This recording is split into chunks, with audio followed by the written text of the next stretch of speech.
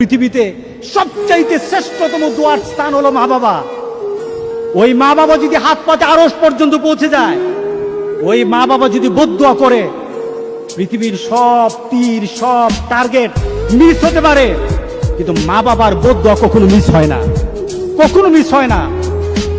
আর সন্তান মা বাবার জন্য যখন দোয়া করে, পৃথিবীর কোন হুজুর, পৃথিবীর কোন বুজুর্গ ব্যক্তির দোয়া কবুলের ব্যাপারে সন্দেহ থাকতে পারে, কিন্তু সন্তান যখন মা বাবার জন্য দোয়া করে, এই দোয়া আল্লাহ ফেলে দেয় না।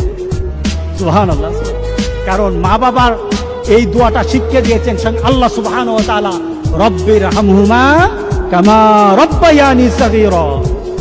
আপনি কবরে থাকবেন, আপনি প্রত্যেক নামাজে আপনার সন্তান দোয়া করবে আপনার জন্য, রব্বির হামহুমা কামা রব্বায়ানি সাগীরা। করেন, মা বাবার জন্য দোয়া করেন প্রতি নামাজে বলেন মা বাবার জন্য, রব্বির হামহুমা কামা